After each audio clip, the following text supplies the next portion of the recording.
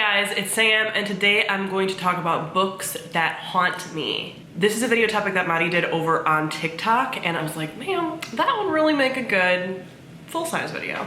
And I wanted to talk about books that were not super spooky, but still like fell in the Halloween vibe, and books that haunt me, girl, that was a really good idea. And this video is also being sponsored by Book of the Month. Book of the Month is a super popular and fast-growing service for readers. If you aren't familiar with it, they have a team of curators who pick different books each month to introduce their readers to new authors' debuts, things like that, and then you choose the book that you want each month. Book of the Month is risk-free because you can skip any time that you want for any reason and not be charged for that month.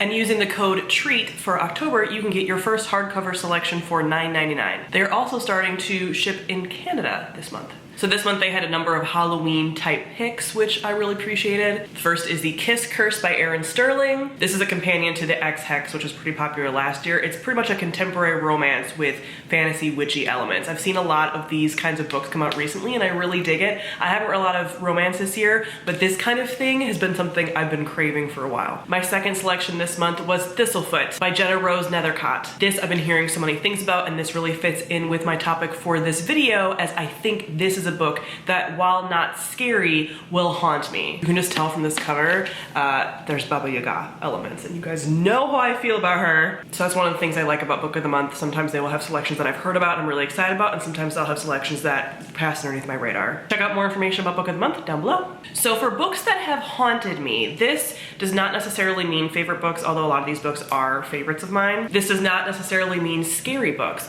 To be haunted is just for it to like stick in your mind and be like a really visceral experience, like this is how I'm defining it, and to just like, again, just resonate and like you keep coming back to it. The book that is this ultimate book for me that has haunted me throughout the years is Deathless by Valente. This is a book that when I read it, I was not as like enjoying it, but there are lines in this book that haunt me. I think I gave it 3 or 3.5 stars. I should really go back and reread it now, honestly.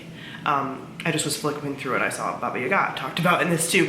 This is Eastern European folklore and myth, dark, toxic relationship, but like the narrative knows that.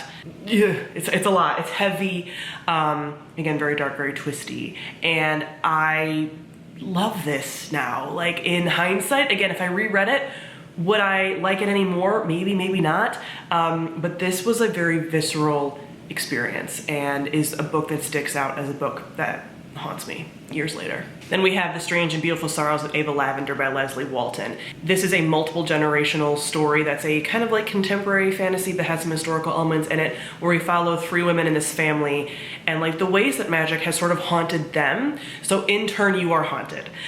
You kind of see all of this like tragic kind of family tale, and like it's sort of fabulism, so you're not really sure like, is it magic?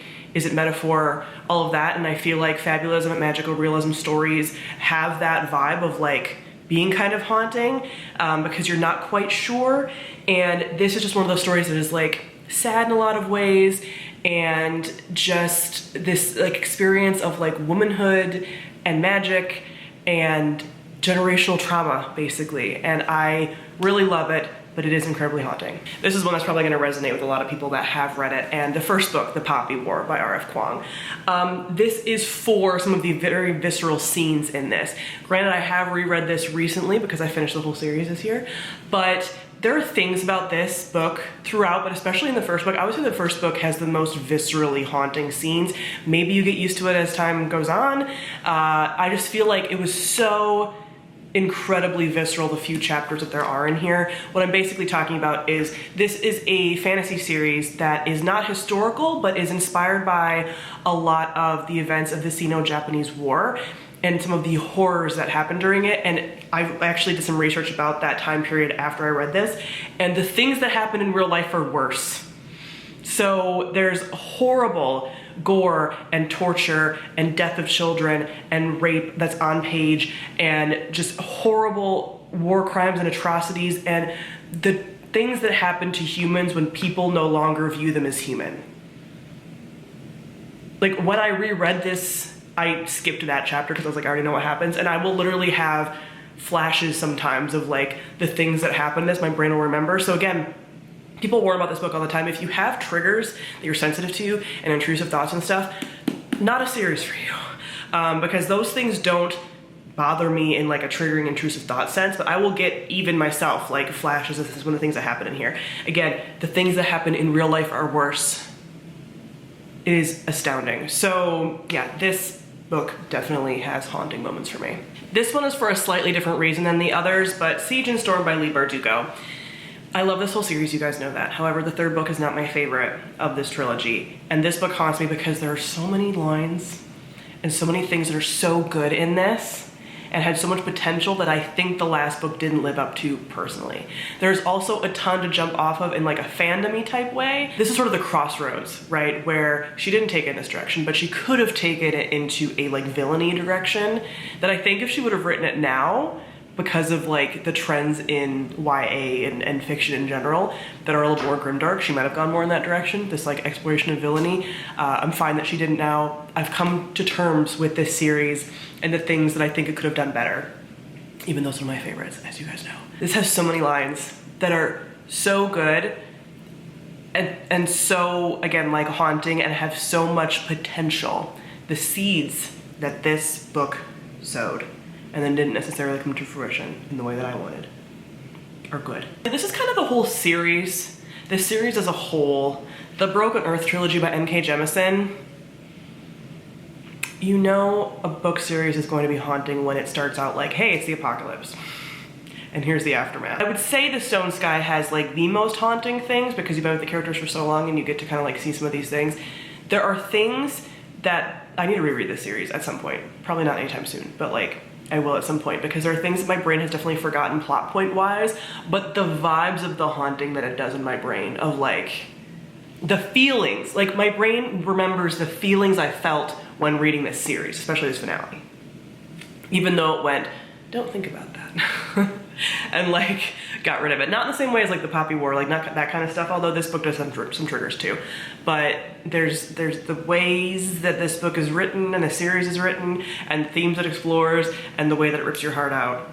This one, it does haunt me. And just end it on a note of bringing it around to a book that haunts me because I do love it so much. And there are a lot of books that I could put in this category. So honestly, all my favorite books do haunt me in this way. However, this one, The Winter of the Witch by Catherine Arden. I think about lines in this book so much, so much. And I keep meaning to reread it and I keep saying that. Like the last 2 years I've been like, I need to reread this book during winter in particular.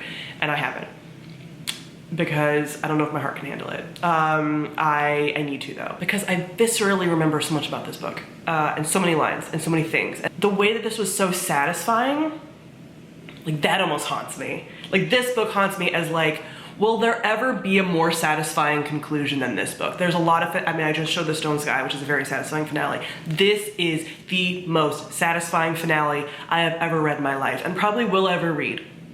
And that haunts me. So that is it for some books that haunt me. Comment below and let me know some books that haunt you. Thank you all for watching and I'll see you guys soon. Bye.